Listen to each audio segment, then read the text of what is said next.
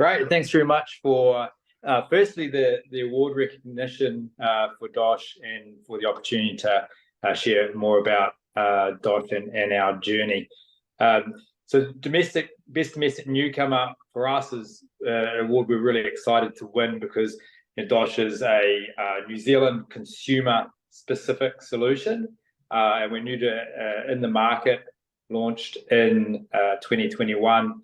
And have seen a lot of growth of both in terms of our customer base and also in terms of the services that we're offering. But perhaps just to start with, I might give you a little bit of an introduction to our story in terms of how we came to be, because that sets a little bit of the context around Dosh and how we're operating in the market in New Zealand. So our story actually started in Singapore.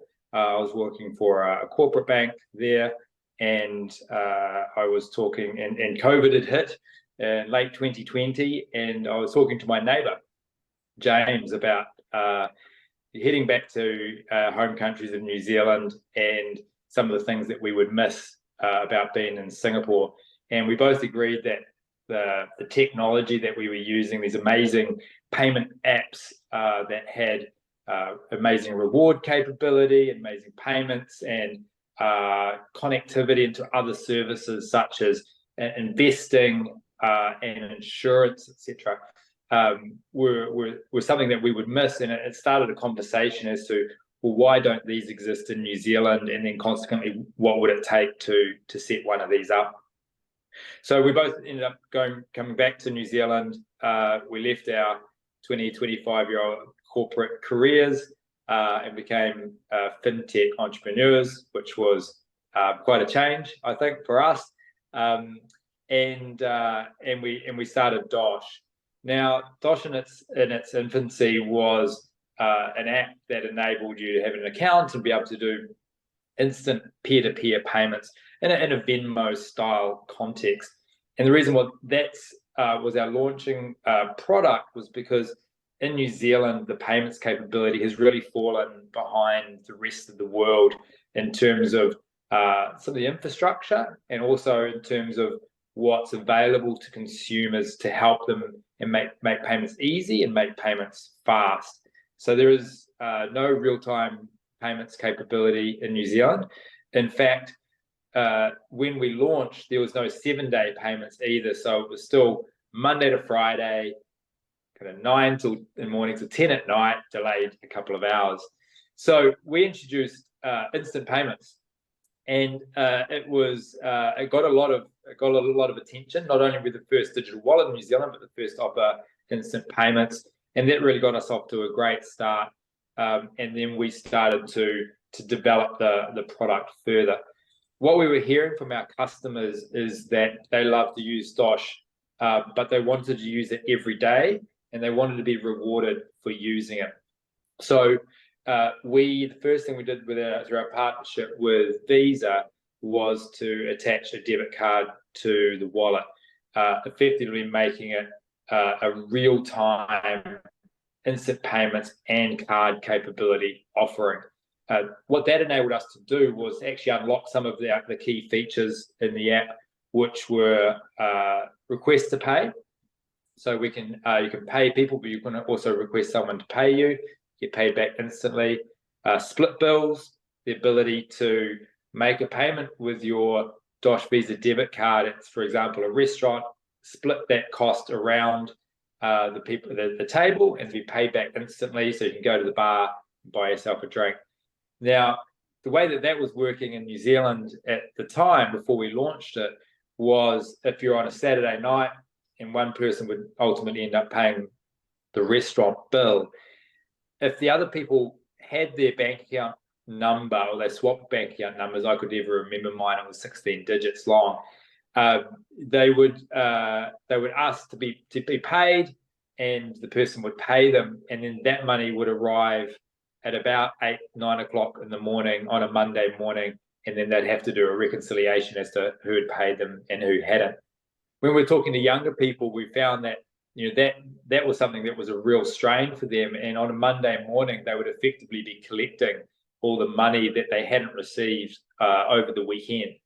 And so the split bill instant payments combination together with the Visa card was really a great combined solution of a number of different functions, which have enabled people to be able to pay and be paid in a much easier way than they were historically.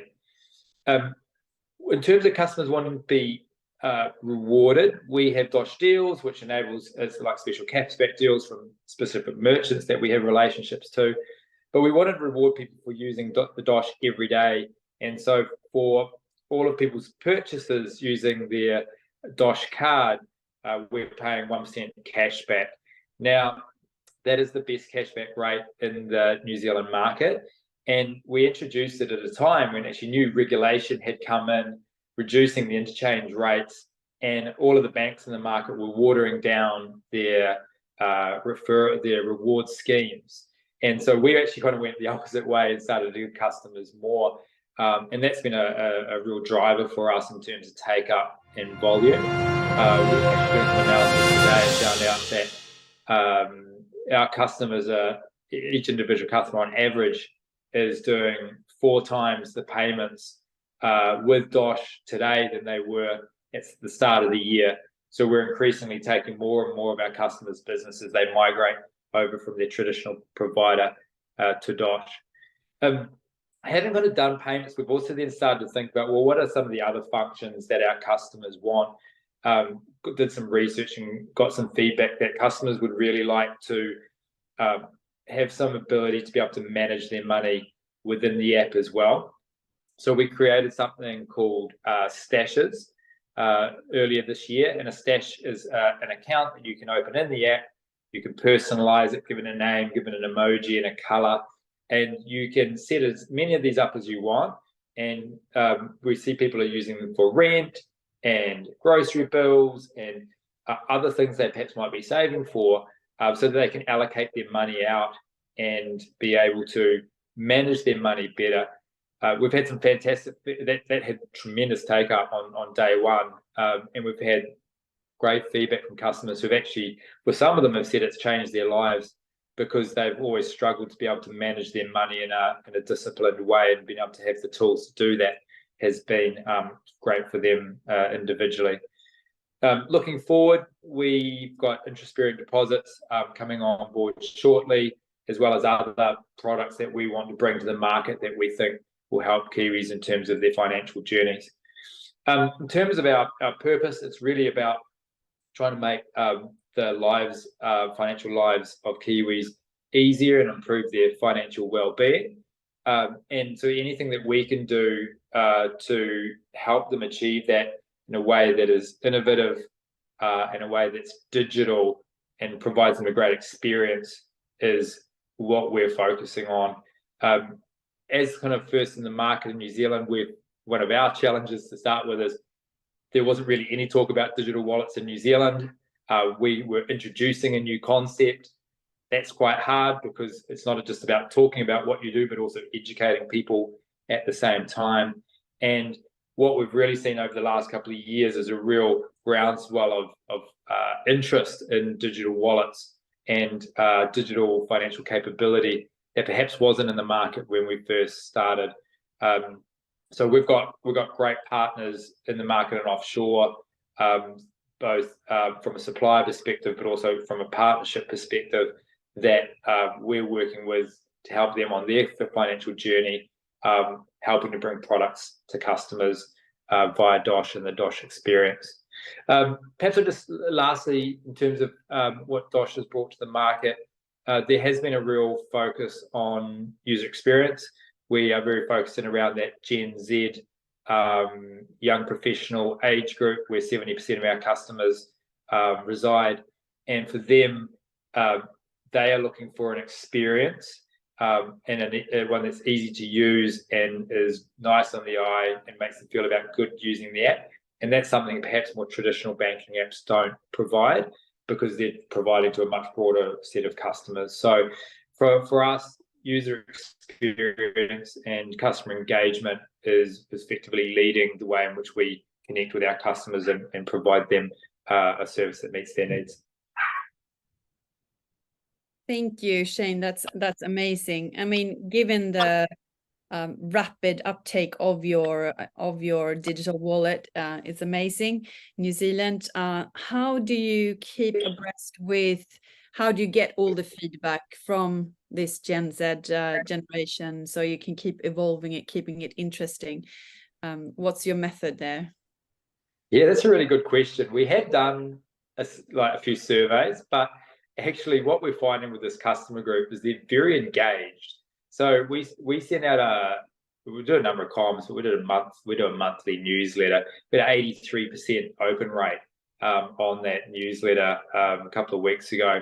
And these customers are not shy in coming forward to give feedback in terms of what they want next, and ideally they want it kind of now or in the very certain near future. And so that's great for us because we get lots of direction and feedback in terms of where we need to take the product to further meet their needs and what it is that they're looking for in their financial lives. For them, it's about ease, and it's about digital. It's about having it in their pocket.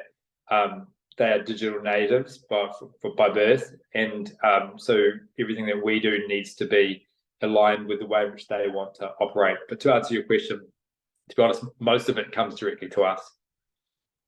Okay, that's very interesting that they're that engaged. That must be a dream in terms of getting all that input easily. Yeah, feedback's a hard gift. to choose them. You know, you launch an MVP product, you get lots of feedback to start with on how you can move it on from an MVP product. I know our App Store ranking rating has grown over the last 2 years, and today it's 4.8 and out of 5 in the App Store, in the Apple App Store, which is really pleasing because it wasn't always that high. So for us, you know, there is some really good measures out there in terms of how you're doing, and when you get it wrong, you find out pretty quickly, and when you get it right, it's nice to receive that positive feedback as well. Yes.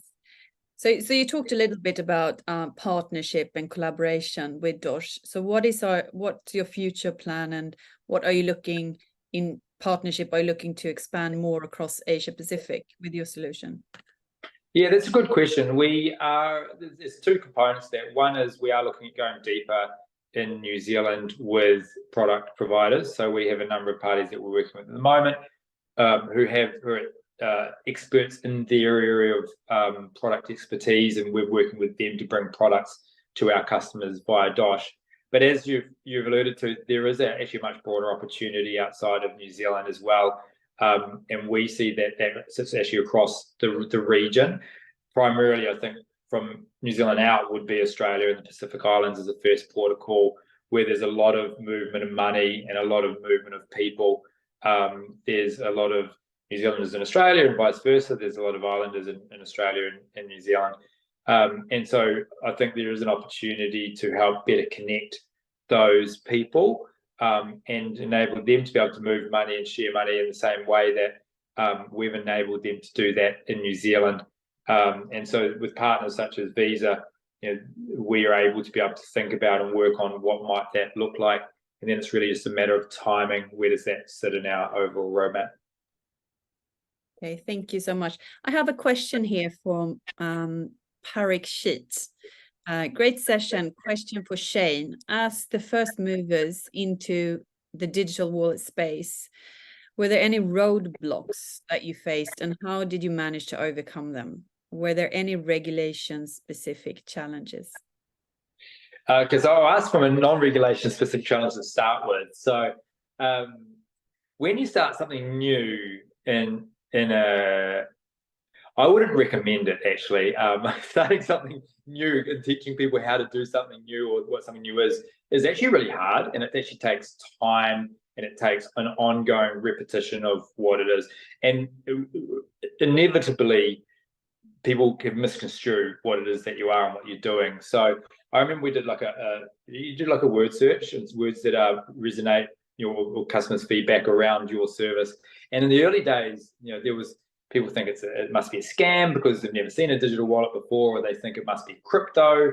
And no, we're not crypto. We're just New Zealand dollars. You know, it sits in a bank account in our back end. You know, it's all very kind of well structured. But so one of those real kind of challenges in robots was actually kind of convincing people that this new service is one that they should take up, and they should begin to obviously trust and have some credibility with as well.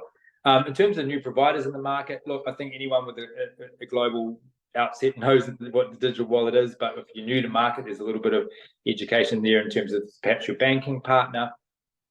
And then from a regulation perspective, the interesting thing about being first to market is there's no specific regulations about your business because it doesn't exist.